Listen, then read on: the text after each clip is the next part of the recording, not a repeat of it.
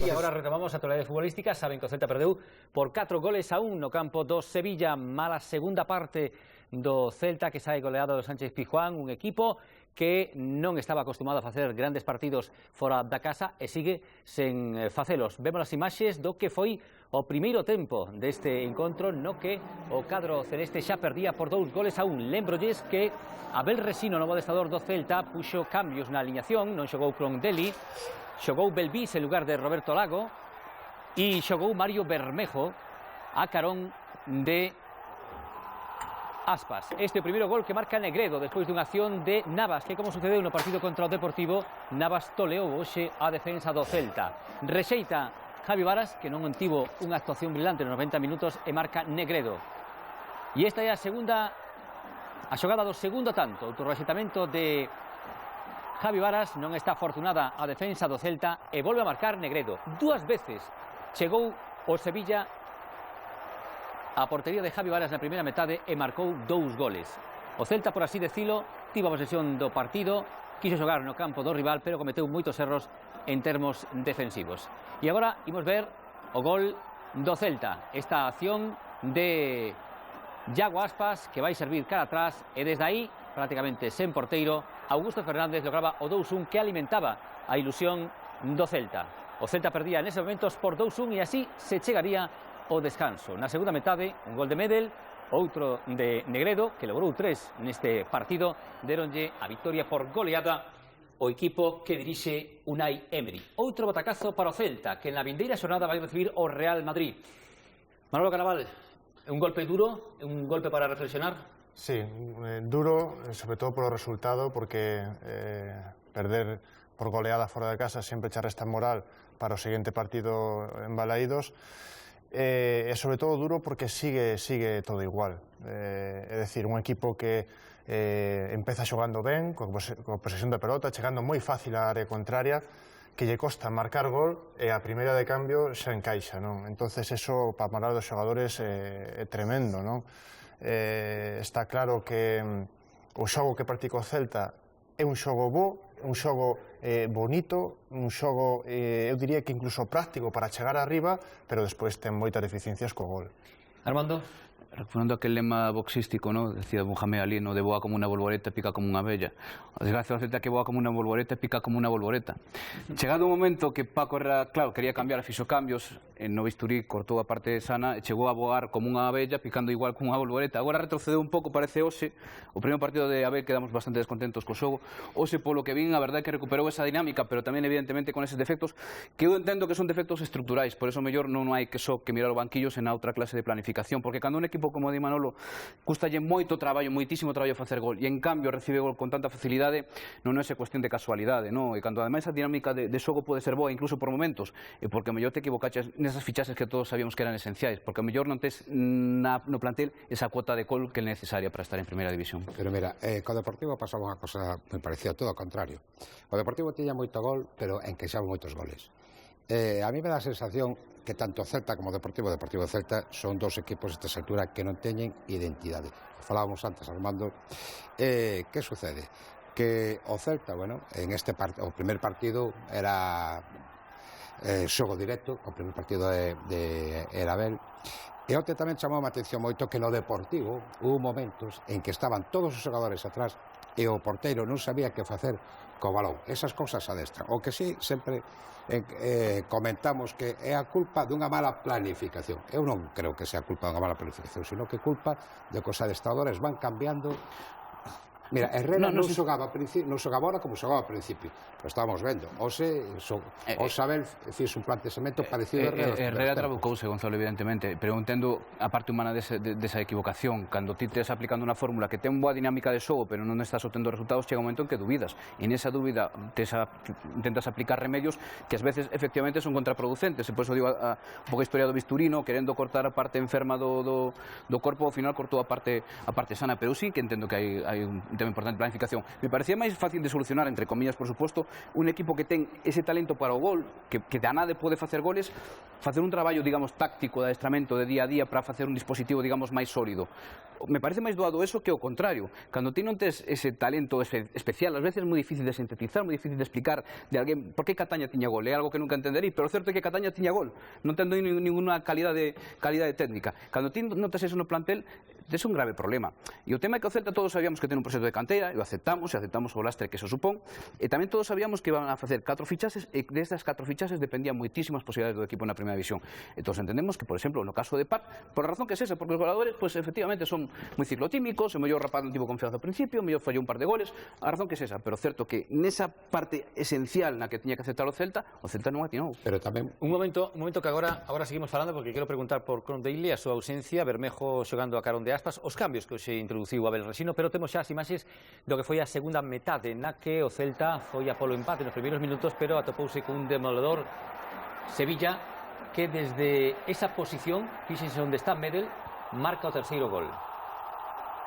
Se cada ten moito que ver Javi Varas, despois analizaremos o que fixo Javi Varas hoxe, porque nos 3 primeiros goles rexeita a pelota, e este é o cuarto gol, o 4-1, a xogada pola banda esquerda, balón atrás e sin porteiro, Negredo que marca o cuarto gol do Sevilla. O Sevilla non tivo que facer moito para marcarlle 4 goles ao Celta, e iso imagino que será para preocupar. Antes do 3-1, polo que me fixe cando estábamos aquí na mesa, hai unha boa ocasión, por exemplo, de Mario Bermejo para empeñarse dos dous, porque o Sevilla tamén ten esa clase de recursos de facer un xogo moi sinxelo e moi productivo. A mí, seguramente sendo moi diferentes, ainda vin hai pouco imaxes del, na base é moi similar ao que se conta de Garrincha, non? Todo o mundo sabe por onde vai sair, pero ainda así é imposible que o deteñan. E só con un tipo capaz de chegar á banda central, tamén como centro evidentemente Navas, non digo que sexa doado, e un tipo que teña esa capacidade, ese olfato para chegar á área como Negredo, xa tes montado un ataque dun equipo sen necesidade de facer moitas historias, moitos dispositivos, moitos sistemas, non? Iso xa te dá uns recursos básicos ao que aferrarte. Crondelli foi se cadra a mellor fichaxe do Celta esta temporada. Crondelli non estaba ben nos últimos partidos, hoxe non xogou. Hoxe apostou Abel Resino por Bermejo a carón de Aspas. Tamén unha das desgracias que o Celta efectivamente nunca chegou a ter 4 ou 5 meses importantes, digamos, en bo estado de forma. Viviu moitísimo, demasiado de Iago Aspas. O principio Crondelli efectivamente era a fichaxe, seguramente se facíamos unha enquisa a máis rendable do Celta, diría todo o mundo. Agora que parece que Augusto está bastante mellor, resulta que Crondelli baixa, e efectivamente que comentaba tamén Manolo, que ao final Abel acabou empregando recursos de Paco Herrera, como de poñer a Bermejo na media punta, non? Sí, é que cando falábamos antes da planificación de fichaxes que tivo o Celta, que ao mellor non foi acertada, pero eu sempre estive un pouco en contra destes entrenadores que se queixaban moito porque non lle daban os fichaxes que eles querían, ou porque lle dicían ao mellor que querían reforzar o medio campo e a Secretaría Técnica traíalle un lateral izquierdo, non? Eu nunca me gustou que os entrenadores se queixaran desa forma. É dicir, os entrenadores ten que adaptarse aos xogadores que teñen, independentemente do que lle traian, porque ao fin e ao cabo os clubes teñen dificultades para fichar. Os clubes ao mellor pois queren traer un xogador, pero ao final teñen que traer outro. Entón o entrenador ten que se adaptar ao que ten. E o que bueno, Paco Herrera evidentemente xa non está, xa non me gusta xa falar del, non, pero Abel xa leva 2 partidos, non? Eu o que penso agora que non está facendo ben Abel é que non está buscando solucións, está plantexando os partidos tal e como os plantexaba Herrera. Agora, como decía Terio, volve a meter a Bermejo de media punta. Pois iso foi un recurso de Paco Herrera. Entonces, que mensaxe das aos xogadores? Que, sí, cambiamos de adestrador, pero vamos a seguir como estabades. E ao final non acaba chegando ese mensaxe á plantilla, non? Agora chega o Real Madrid a Vigo. Antes de nada, actuación de Javi Varas. Oxe, estaría nervioso Javi Varas? Pois seguramente que sí que estaba exigido, porque sabemos precisamente que hai moitas circunstancias extrañas que rodearon a saída de Javi Varas, que fixo unha boa tempada, por exemplo, pero sabemos que había unha cohabitación como mínimo, digamos que complexa con Palop, non? E que hai un tema aí de cara ao futuro que non sabemos. Javi Varas en algún momento dixo que, bueno, que lle gustaría quedar no Celta, supoño que en primeira división, que vai suceder un pouco coa portería de Sevilla, que foi unha portería que ademais tivo moitos ocupantes ao longo da tempada, aí unha clase incógnita, e é posible que estivese exigido mentalmente a hora de ir a Sevilla. Ahora, evidentemente, a presión é parte esencial do deporte profesional, non pode ser unha excusa. Tampouco digo que sexa culpa dele, como este. Ves algo de culpa en Javi Varas? No, para nada. Eu penso que os 2 primeiros goles non puido facer nada máis, é dicir, 2 penetracións de Navas, tiros cruzados, o portero rexeita, non pudo facer nada máis. Quizás un poquinho no gol de Medel, si pudo facer un poquinho máis, pero tamén fixo 2 ou 3 paradas moi boas. É dicir, eu creo que non para nada influiu o resultado doxe a actuación de Javi Varas. E que cousas ten o fútbol e o calendario? Na próxima xornada, Celta-Real Madrid, Barcelona-Deportivo. E en 15 días, Deportivo-Celta mordéndose.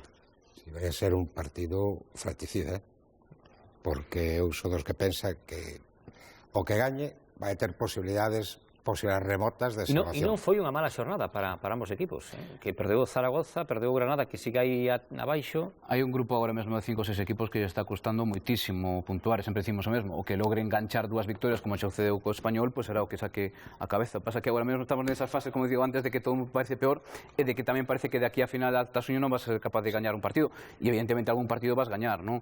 No derbi é esencial, home, sí, esencial evidentemente, pero os dous dicen que sobre todo a nivel emocional, anímico, é un pouco o partido bisagra. De todos os xeitos, non podemos esquecer que a día de hoxe o Celta segue tendo 6 puntos de vantaxe, quer decir que, bueno, nese sentido do dramatismo absoluto que hai, digamos que o Celta ten esa pequena cuota porcentaxe de decir, bueno, pois o mellor todavía teño outra posibilidade máis, pero o Deportivo seguramente si xa será a última, non? A derradeira. Pero se entramos nos tópicos que decimos sempre, sobre todo os jornalistas, o equipo que gañe vai salir reforzado, o que perda tocado. Bueno, aquí os reforzos duran unha semana, porque sabemos que o Celta, por exemplo, saiu reforzado, por menos anímicamente, do último partido, se chegou a Sevilla, acabou apañando a mesma goleada que todas as anteriores visitas, non? Quer dizer que evidentemente vos son do que pensa, insisto, acabo de dicilo, que é un partido bisagra, pero tampouco eso, de quen gane vai salvarse, non? Quen perda vai ser condenado. Sempre hai unha posibilidade do día de mañá, e ademais Fernando Vázquez vos lo lembrará, gañades ou perdades, sempre vos lembrará ata o último día, ata que non queden opcións matemáticas, de que sempre hai que seguir loitando ata o final, non? Para o Celta é bo que pase o Real Madrid ou que quede eliminado mañá? Pues non sei moi ben que dicir. Eu penso que o Real Madrid evidentemente xa dá a Liga por amortizada, porque co piloto automático lle chega para ser segundo ou terceiro, supoño que dependerá do derbi madrileño. E de todo caso sabe que os partidos de casa vai nos gañar case sen baixar do autobús. Estálle faltando fame na Liga, denunciou dixo polo menos o propio Mourinho, e está volcando toda esa fame, toda esa ambición nos enfrontamentos directos co Barcelona e coa Champions, a Copa. Non que penso que vai haber un vencello directo co que sucede a Manchester United, o que sí que espero que Manchester, pase o que pase, lle exisa moito desgaste físico, moito desgaste mental ao Madrid, inda que son xente acostumada a xogar cada 3 ou 4 días, pero sí que polo menos chegue, digamos, cun poquinho castigado a Vigo. Pero, Armando, tomamos como exemplo o partido que xogou o Deportivo no primeiro tempo. O Deportivo, bueno, estivo tuteando o Real Madrid ata que saíron os tres mosqueteiros e Saviche. Revertieron o resultado en 2 minutos. Pero por eso penso que é importante que o Real Madrid gañe mañán, sobre todo porque eu creo que van a salir é dicir, a Liga está amortizada por parte do Real Madrid, é dicir, xa non a poden conseguir, evidentemente, pero se gañan mañán van a tirar todavía máis. E se mañán perden, pois xa lle ten que ofrecer unha victoria á súa afición, non? É dicir, o Real Madrid non pode perder 2 partidos seguidos. Pasa que non sempre ten a dúbida, non? De que vai facer Mourinho, por exemplo, se convén máis que soe un Cristiano, que evidentemente un dos mellores xogadores do mundo, pero que mellor pode estar ao 60-70%, que sendo así é boísimo, ou mellor un Kaká que agora parece que espertou un chisquiño, ou mellor un Callejón, que sí que é un home que sempre ten fame, non? Nesa clase de cosas sempre teño dúbidas. Ao final o Madrid perde en Granada, e perde en Granada xogando fatal, pero ainda así ese partido merece ganar. O Madrid, incluso partidos que perde, normalmente merece ganar. A cuestión é acortar máis a diferencia, non? Acortar máis a distancia. E estou seguro que o Celta nese partido vai ter opcións como motivo deportivo, efectivamente. Outra cosa que se sean suficientes para poder aproveitalo. Non temos tempo para máis. Próxima jornada moi complicada para os dous equipos. Aquí nos vemos o próximo lunes fora aberto. Gracias, Gonzalo. Gracias, Armando. Gracias, Manolo, analista da Televisión de Galicia. Tamén nos partidos de segunda división. Por certo, próximo sábado na Get 2, Lugo Numancia. Ata aquí este foro aberto. Perdeu o Celta en Sevilla por 4-1. Non pasou do empate pasado sábado o Deportivo diante do Rayo Vallecano. Mañá foro aberto a partir das 11 menos cuarto da noite, en directo pola Get 2, con Carlos Luis Rodríguez e coa información de carácter xeral. Gracias pola compañía. Moi boas noites.